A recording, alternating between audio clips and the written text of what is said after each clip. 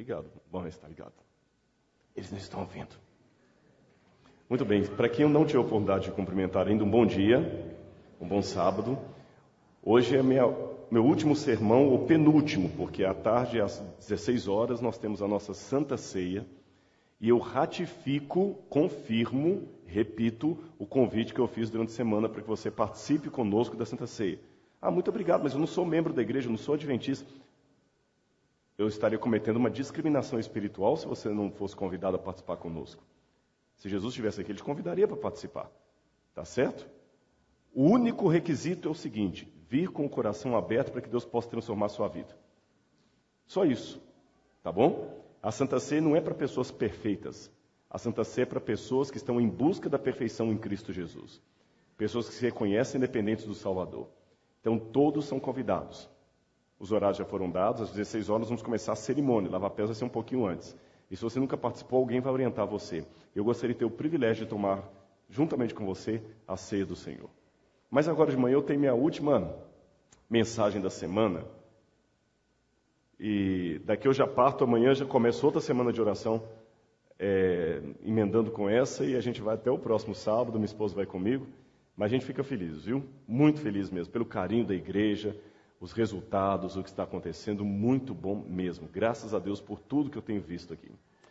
Vamos à mensagem de hoje. Eu gostaria de falar sobre um texto da Bíblia que é muito conhecido, muito conhecido. E eu gostaria que vocês meditassem comigo sobre esse texto um pouquinho. Abra a Bíblia comigo, por gentileza, em Eclesiastes, capítulo 11, versículo 1.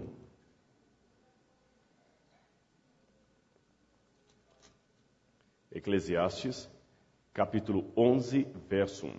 Um texto tão conhecido que quase dá para citá-lo de cor. Lança o teu pão sobre as águas, e depois de muitos dias o acharás. Muito bonitinho e tudo, mas o que a Bíblia quis dizer com esse texto? Dos muitos projetos que eu tenho de livros que não dá para terminar, um deles seria um pequeno dicionário de expressões idiomáticas e ditados do tempo da Bíblia.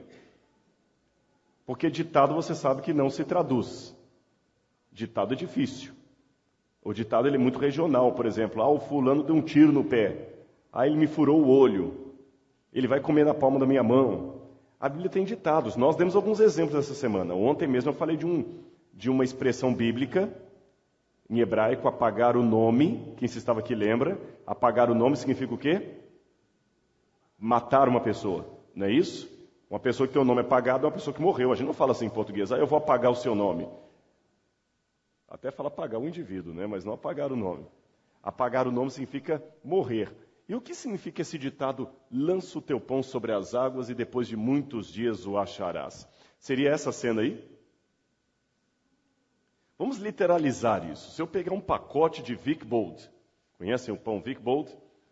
Eu pegar um pacote Vic Bold no supermercado e chegar no Rio Tietê e lançar o Vic Bold sobre as águas, depois de muitos dias eu vou lá e eu vou achar o Vic Bold. Não vou? Claro que não. Então, o que a Bíblia quis dizer com isso? Hoje nós vamos entender um pouquinho desse texto e ver qual seria o significado dele para a nossa vida diária, nós que vivemos no século 21. Como é que devemos estudar a Bíblia? Um pouco aqui, um pouco lá. Então vamos estudar um pouquinho o sentido de pão em hebraico. A gente aprende que a palavra pão, lechem, em hebraico, ela é sinônima da palavra semente. Na Bíblia, a palavra semente e a palavra pão aparecem muitas vezes em paralelo. Olha esse texto aqui de Isaías, que curioso. Então te dará chuva sobre a semente com que semeares a terra, como também pão da novidade da terra. Sabia que isso é uma poesia? A poesia no hebraico é diferente da poesia em português. Em português a gente sempre faz poesia com métrica e rima. Por exemplo, batatinha quando nasce se esparrama pelo chão. Mamãezinha quando dorme, põe a mão no coração. É rima, coração, chão. Beleza. No hebraico, a poesia não era feita com rima. Era feita com paralelo. Sabe por que eles falavam com paralelo? 2 motivos. Primeiro, a poesia no hebraico ela tem um sentido de solenidade, não é romance. Solenidade. Quando a pessoa estava falando, um profeta, por exemplo, estava falando de maneira comum com o povo, ele falava em prosa. Prosa, prosa, prosa. Quando ele mudava o tom e parava de falar em prosa e falava em poesia, todo mundo, uau, atenção, ele está falando alguma coisa muito mais séria. Quando você estuda o livro de Daniel em hebraico, você nota interessante, toda vez que o livro de Daniel está falando de coisas da terra, ele fala em prosa. Quando ele fala do santuário celestial, ele muda e começa a falar em poesia. É uma maneira de reverência. Então a primeira razão é a solenidade da poesia. Segunda razão por que a Bíblia tem poesia, para facilitar a memória, a mnemotécnica. É um recurso de mnemotécnica, ajudar a memória. Então a poesia em hebraico, eu falei, ela não é feita com rima, ela é feita com paralelismo. A mesma ideia é colocada em cima e embaixo com palavras diferentes. Por exemplo, aquela moça era bela e inteligente. Uma menina sábia e muito bonita. Perceberam a poesia? Eu falei a mesma coisa com duas linhas diferentes. E aqui eu tenho um exemplo, Isaías. Ele te dará a chuva sobre a semente que semeares a terra, e pão da novidade da terra.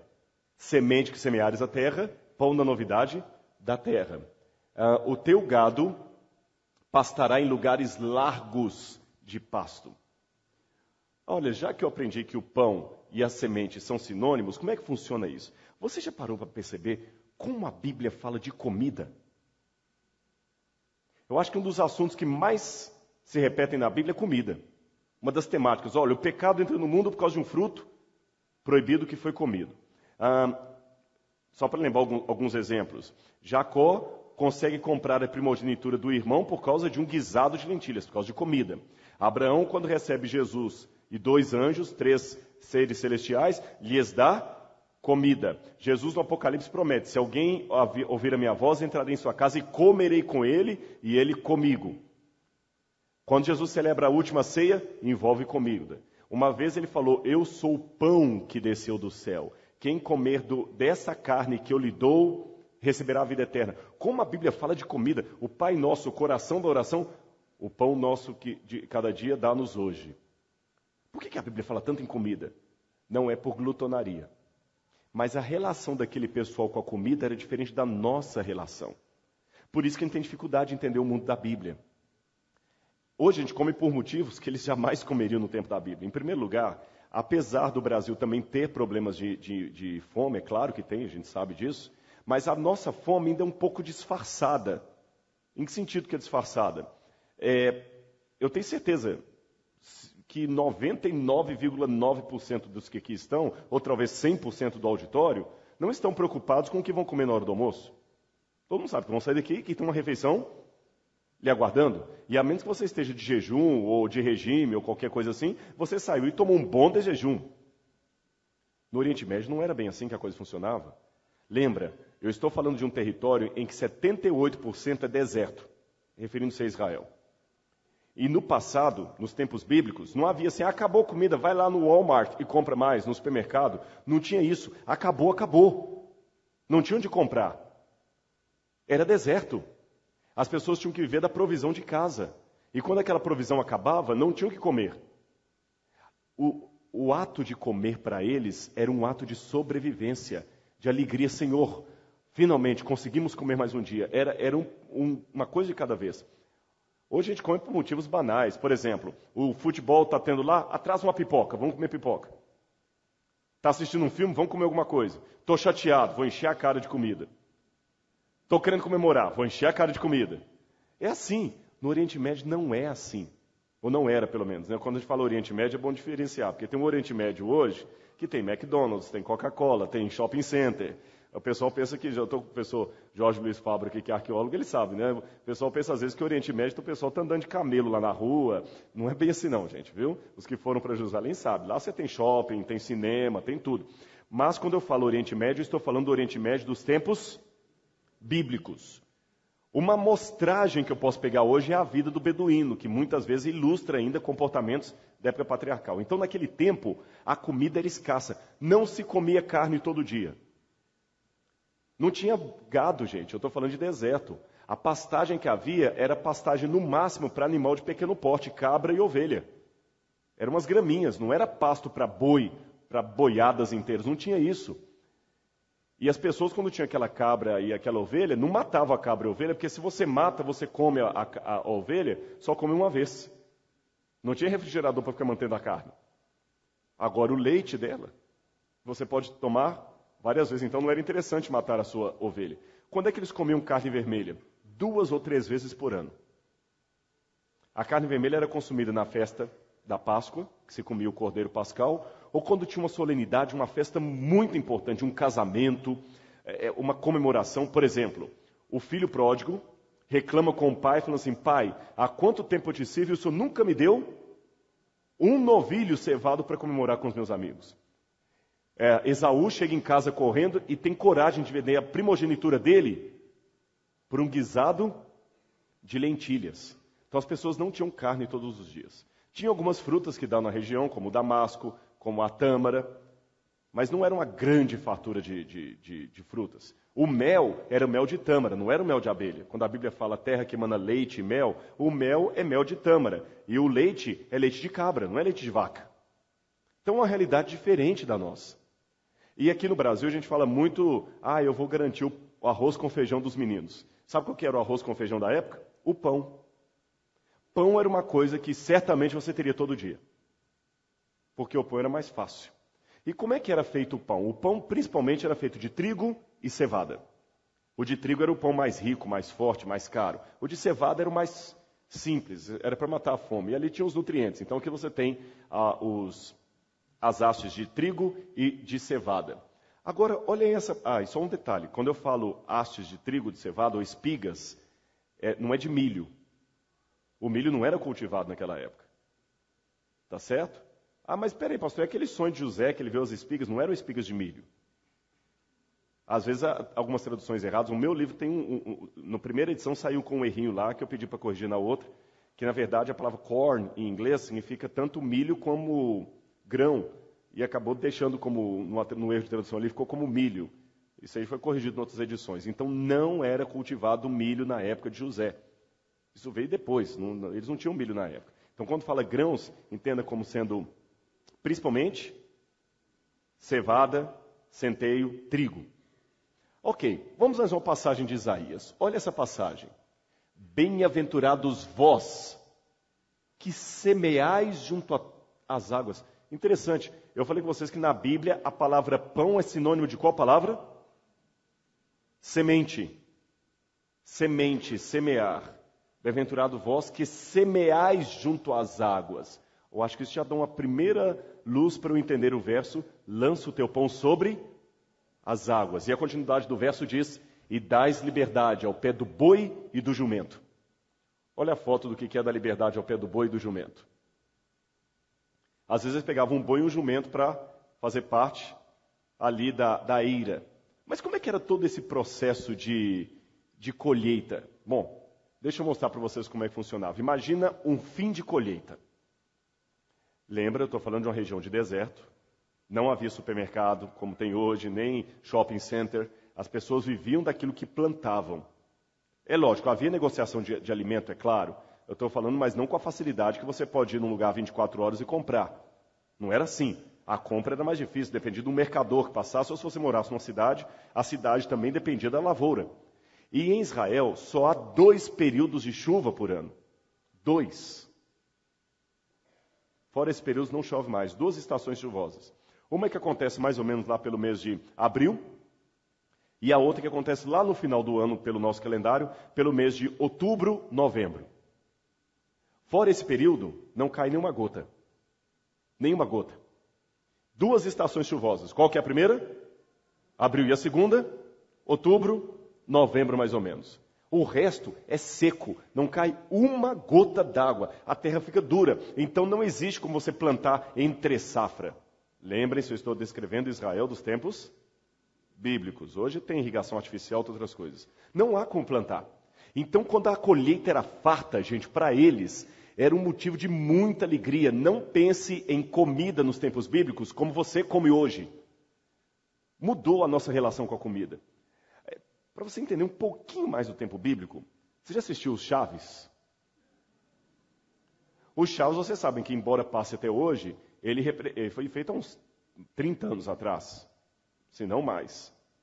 Vocês notaram que às vezes a alegria dos meninos ali é um sanduíche, é uma comida, é um sorvete, é um refrigerante?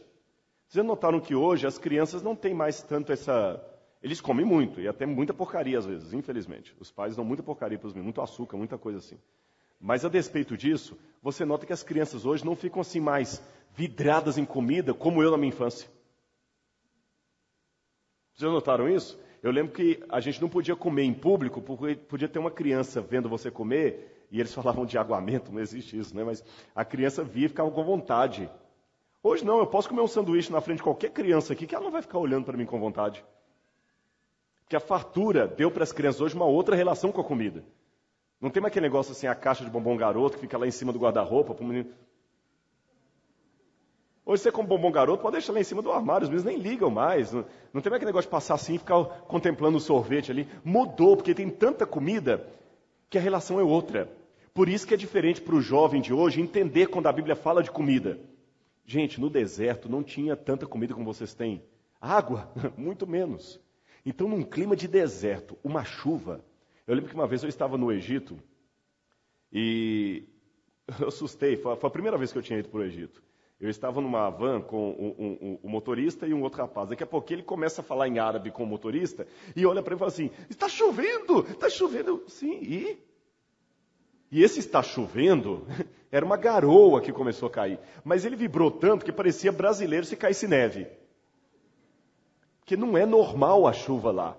Então imagina num lugar onde a água é regrada,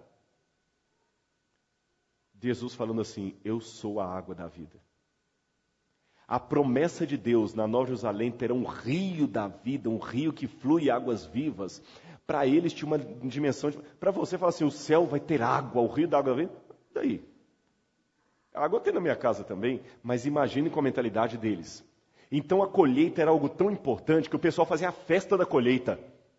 Olha a alegria do pessoal colhendo. Todo mundo participava. O pai, a mãe, os filhos, as mulheres, as crianças, toda a aldeia, toda a comunidade participava da colheita. Pena que a foto está em preto e branco. Não sei se dá para vocês perceberem, aqui o sujeito está com uma alegria, que é difícil da gente entender na nossa cultura. Aqui um momento de descanso. Estão vendo aqui na cintura dele um objeto? Isso aqui é a foice. Eles pegavam a foice assim e cortavam. O mais velho ia cortando, e aquelas espigas de milho, eram de milho? De trigo, iam caindo. E a família vinha atrás recolhendo. Então, o mais velho pegava, porque criança não mexia com aquilo, porque podia machucar, podia cortar. Então, os mais velhos vinham cortando, e as crianças e mulheres vinham atrás recolhendo todo aquele trigo. A Bíblia pega muito essas imagens para fazer ilustrações. Por exemplo, a volta de Jesus é comparada a uma grande colheita. A gente que não entende a importância da colheita, fica sem entender por que a volta de Jesus é comparada a uma colheita. Eu falei que depois da colheita tem uma aqui? Eu falei aqui. Festa. A volta de Jesus é uma festa, é um alívio. É um alívio. Por isso que Jesus, numa das imagens do Apocalipse, ele vem com a foice. É a colheita, é a vindima. Olha a alegria desse pai. Eu não sei quem está mais no fundo, se conseguem visualizar a expressão de alegria dele. As mulheres, que todo mundo rindo, agora eles vão comer. Depois que eles cortam tudo aqui e vão juntando, aí há o segundo passo. Então, primeiro é cortar. Corta. Segundo passo, eles começam a juntar tudo. Estão vendo que eles estão juntando o que colheram? Começam a juntar e colocam no lombo de animais. Para onde que eles vão levar agora todo esse trigo que eles ajuntaram? E os animais estão caminhando. Sabe para que lugar que eles vão? Um lugar que você talvez já ouviu falar, mas poucos talvez saibam como é. A eira. Não tem até um provérbio português que fala, não tem eira nem beira, que o Brasil importou, não tem eira nem beira. Eles estão levando os objetos para a eira. A eira não é um armazém, a eira não é uma casa, a eira não é um prédio, a eira é um campo aberto, geralmente redondo, onde eles espalham no chão todo aquele trigo. Então vamos relembrar os passos? Colhe, todo mundo usa foice, não é isso? Só os mais velhos. As mulheres e crianças e os mais simples vêm recolhendo atrás. Depois junta tudo isso, coloca no lombo do animal, anda, chega na eira, um espaço aberto, eles espalham tudo aquilo no chão. Agora começa o processo muito importante, que é separar a casca da semente, a casca do grão. Essa mulher está fazendo isso. As mulheres começam a pegar pedaço de pau, sentam e começam a ficar batendo, para ajudar a separar a casca, que não presta para nada, a palha, do grão. Depois que as mulheres batem muito, aí vem um segundo passo. Estão vendo que vai ficando redondo aqui? O animal, eles pegam 2 animais, e os animais começam a andar em círculos, com uma prancha atrás. Alguém sobe na prancha, e essa prancha vai debulhando, vai triturando ali para ajudar a separar ainda mais. Então a primeira parte da separação da casca do grão são as mulheres batendo.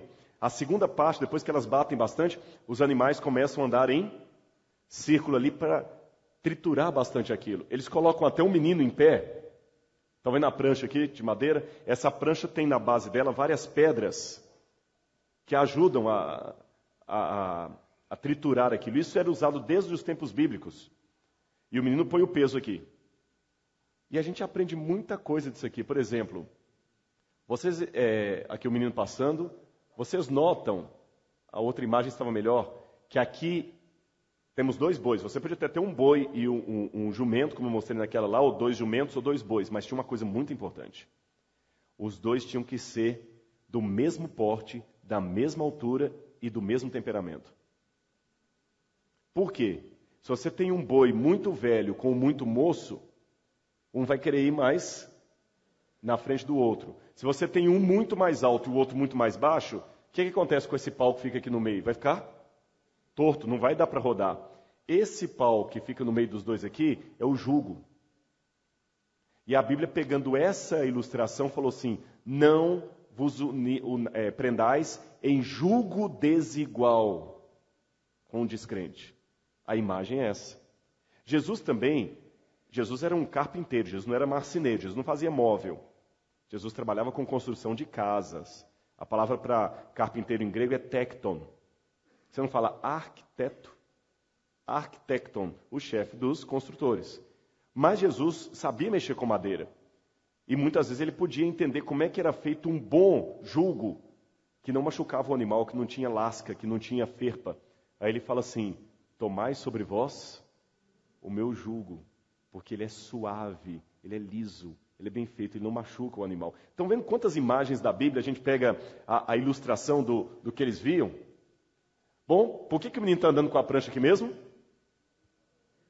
Debulhar ali para ajudar a separar o que de quê? A casca do grão. Esse processo era importante também porque lembram da parábola do joio e do trigo? O trigo parece muito com o joio, só que o joio é oco. É mais uma maneira de ajudar a separar. Depois que eles fazem isso, tem uma outra maneira. Depois que o boi passou, a mulher bateu. Primeiro passo, as mulheres bateram. O boi passou várias vezes dando círculos ali. Aí os homens começam a pegar com a pá e jogar para o meio. Por isso que no meio da eira tinha aquela montanha. Ele começa a jogar. Por que eles estão jogando com a pá aqui? Ele joga muito com a pá para cima. Vai fazendo aquele, e ao mesmo tempo que ele vai jogando com a pá, outros vão pegando peneiras e começando a peneirar aquilo ali. É mais uma forma de separar definitivamente a palha do grão. Querem outra imagem da Bíblia? Primeiro, olha o que eles fazem. O grão, eles vão recolher no celeiro. E aquela palha não presta para nada, vai ser queimada. A imagem bíblica é vista, por exemplo, na pregação de João Batista. João Batista, quando fala de Jesus, fala o seguinte: o que vem após mim é maior do que eu. E ele fala o seguinte: ele tem na sua mão a pá. E limpará no celeiro, e levará para o celeiro o trigo. E limpará a palha com fogo, e queimará a palha com fogo que nunca se apagará. Lembra dessa imagem? Ele tem na sua mão a pá. Imagina isso aqui. Outra imagem. Estão vendo a peneira na mão das pessoas aqui? Ela pega a peneira e começa a jogar aqueles grãos para cima. O grão é pesado, ele sobe e cai de novo na peneira. E a palha, o que acontece? Olha lá, o vento leva embora. Por isso que a Bíblia fala assim: não vos deixeis levar por qualquer vento de doutrina. E tem um nome especial para isso aqui, quando eles jogam, que o vento passa e cai de novo na peneira. Isso aqui é o peneiramento, ou a sacudidura. É outra imagem, fala sacudidura do povo de Deus. Tudo ligado ao momento da colheita, que é na Bíblia simbolizado com a volta de Jesus. Agora, depois que todo mundo recebeu a sua parte, colheu, o dono da propriedade, claro, fica com a maior parte. E os trabalhadores ficam com pouca. Agora, naquele tempo, as mulheres, e não fiquem bravas com a Bíblia. Deixa-me explicar uma coisa. Às vezes as pessoas ficam com alguma dificuldade. Ah, pastor, mas na Bíblia fala que o homem tinha 2 mulheres. Na Bíblia fala que eles esquartejaram a concubina. Na Bíblia fala... Cuidado. Tem muitos episódios que a Bíblia está descrevendo, não endossando. Existe uma diferença entre descrever e endossar. A Bíblia está descrevendo uma realidade. Então a Bíblia está descrevendo uma realidade machista. Naquele tempo, uma mulher sozinha, é lógico que a Grécia era diferente, em Roma é diferente, mas ali naquela região que a gente chama de corredor sírio-palestiniense, a mulher não tinha muito o que fazer sem um marido ou sem um pai para cuidar dela. Não tinha. Então as que ficavam viúvas tinham poucas opções. Primeira opção, não por ordem de prioridade, uma das opções, ela podia voltar para a casa do pai, se ela tivesse um pai vivo que pudesse cuidar dela. Se ela tivesse um filho em fase adulta, o filho podia cuidar dela. Se ela não tivesse nem pai nem filho, aí ela estava em maus lençóis. Ela poderia mendigar ou se prostituir. Ou buscar ir para casa de algum parente e conseguir um parente resgatador, algum membro da família que aceitasse casar com ela para cuidar dela. Lembra da história de Ruth e Noemi, quando elas ficaram viúvas, voltaram para a cidade de Noemi? E um detalhe curioso, Deus deu na legislação do Antigo Testamento a ordem de que todo homem no dia da colheita deveria deixar uma parte da colheita para que viúvas pudessem pegar para alimentar os seus filhos. E lembra que no caso de, já que eu mencionei Ruth e Noemi, lembra que Boaz mandava deixar algumas espigas para ela poder colher? E ela vinha colhendo atrás. Então é a situação dessa mulher, olha. Olha a alegria dela. A minha família está garantida. Gente, a próxima chuva é só dali a 6 meses. Aquela comida tem que durar. E outra, e se a chuva não vier, como Israel teve 3 anos de seca uma vez, na época de Elias, você depende de alguém que fez uma boa provisão. Ela leva para casa a comida, feliz. Está ali, a garantia da família. Graças a Deus, obrigado, Senhor. A minha família vai ter o que comer. Quando chega lá, ela começa a pegar os grãos, separa, e elas começam a moer o grão em moinhos. Havia 2 tipos de moinho. Não havia moinho d'água, claro. Deserto, como é que vai ter moinho d'água? Mesmo moinho de vento também só veio mais tarde. Tinha um moinho grande, que era feito em tração animal, como Sansão foi colocado num desses. E havia esse moinho pequeno aqui, nós temos um desses lá no Museu do NASP, que eram 2 pedras lisas assim, lisa no meio, e aqui tinha uma espécie de uma manivela, você ficava assim e triturava uma pedra na outra, e o grão ali fazia uma farinha.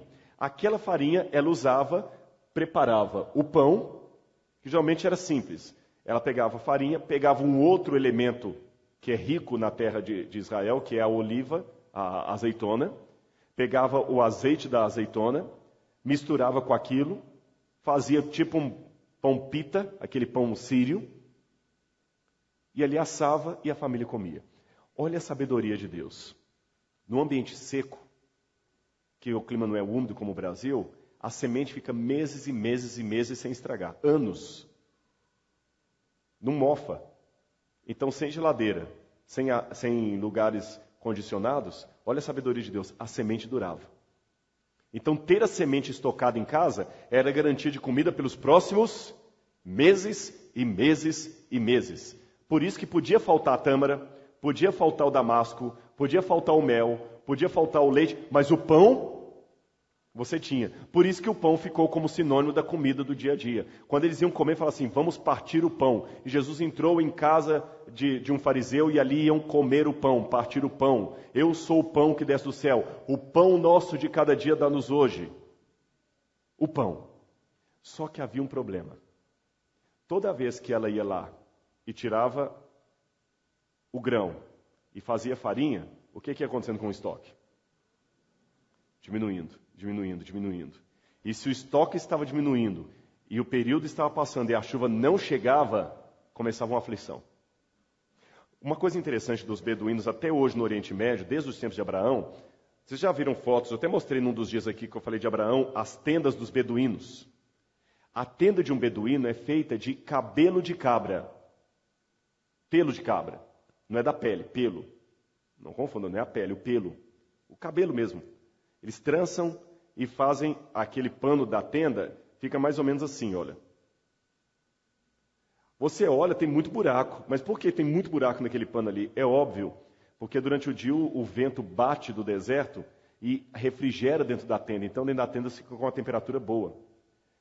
Mas e na época que chove, já que chove 2 vezes por ano? Vai molhar tudo dentro de casa? Não, não molha. Por quê?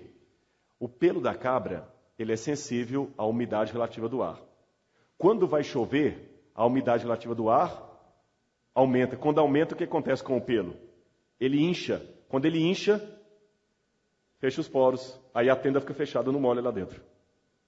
Então, uma das maneiras que um beduíno tem de saber se a chuva está por vir ou não, é olhar para a tenda, para a cobertura da tenda. Ele fica olhando lá. Ele fica olhando. E quando ele vê os poros fechadinhos, ele olha, a chuva está por vir. Agora imagina a situação. Está acabando o trigo. Ele olha lá, todo aberto. A chuva não veio. E chegou a época que a chuva não veio. E a chuva está atrasada. E a chuva não veio. E sem chuva não adianta, gente. O chão fica duro igual pedra. Você não tem como plantar. Não tem como aguar. Desespero. Aí ele pega, dá a semente, a mulher faz o pão. No dia seguinte ele fala assim, mulher, hoje não dá comida para os meninos. Meu bem, vamos diminuir a refeição. 1 vez por dia agora. Só vai ter 1 refeição por dia. Aí a chuva não vem. Olha, nós vamos ter que comer agora dia sim, dia não. E se chegasse a um determinado nível crítico do estoque, você sabia que a hora que a comida acabasse, o que ia acontecer? Você ia morrer. Você não tinha onde comprar. Bom, lógico, eu falei, se você morasse numa cidade, você podia até comprar mais alimentos. Lembra que os irmãos de José foram ao Egito para comprar comida? Para comprar alimento? Mas se você não tivesse, estava no meio do deserto. Tem um episódio na Bíblia da viúva de Sarepta. O profeta chegou na casa dela, e o que ela falou com o profeta? Eu só tenho um pouco de azeite e farinha. Eu vou fazer um pão ou um bolo para mim e o meu menino, e depois morrer. Agora, olhem o jogo de fé. O tempo está passando, a chuva não chegou, e o pai tem em casa um pouco de grão. E a mulher fala, meu bem, os meninos estão com fome. Ele fala assim, vamos ter que jejuar, até a chuva vir. Mas meu bem, eles estão com fome, você tem o grão aí. Eu tenho que guardar esse grão aqui. Sabe o que ele guardava? Sabe o que ele guardava semente? Semente é símbolo de quê mesmo? É sinônimo de quê? Pão. O dia que a chuva cai, lembra aquele que semeais junto às águas? Quando a chuva cai, a chuva molha o chão. Agora o chão está preparado para receber a terra. Ele pode lançar a semente, o pão sobre as águas. E quando ele lança o pão sobre as águas, depois de muitos dias, o que acontece? Cresce, tem uma colheita, ele pode de novo ter pão para ele, para a família dele, para toda a comunidade, até a próxima estação da chuva. Mas é um ato de fé, que requer muito dele. O que eu faço? Eu faço um pão agora e morro, ou fico com fome e pela fé espero a chuva chegar e lanço sobre as águas? Entenderam agora o sentido do verso? Lança o teu pão sobre as águas e depois de muitos dias o acharás? Mas se eu terminar esse sermão aqui agora, eu apenas dei para vocês uma aula de geografia e cultura do Oriente Médio. Isso é um sermão, não é uma palestra.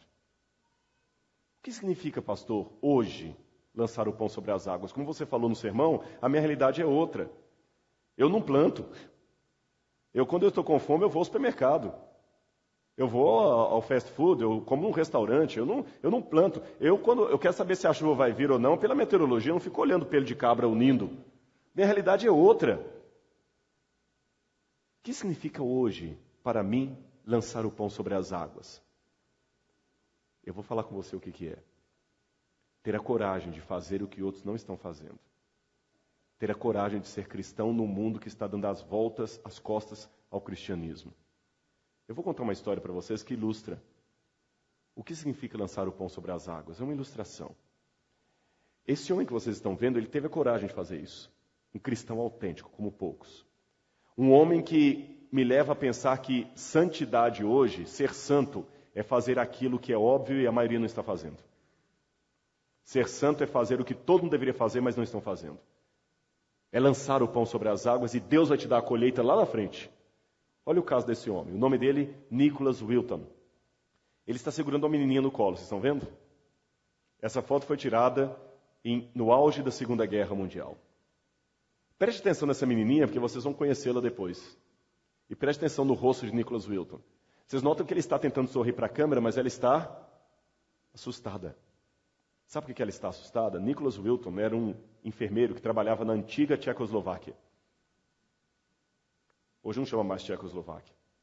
E ele morava em Praga. E ele sabia que Hitler havia invadido o local e Hitler iria matar os judeus. Ele descobriu isso. Quando ele descobriu isso, ele falou, eu tenho que fazer alguma coisa para ajudar a salvar os judeus. Mas ele foi uma voz isolada num deserto. Porque a maioria dizia, ninguém tem nada a ver com isso. Rapaz, a vida é sua, vai embora para a Inglaterra, você é cidadão inglês, vai embora, não, eu tenho que fazer uma coisa. Mas se a Gestapo pega você, se a SS pega você, eu tenho que fazer o bem. Eu não posso dormir em paz sabendo que eles vão morrer. E a única coisa que estava ao seu alcance fazer, ele fez.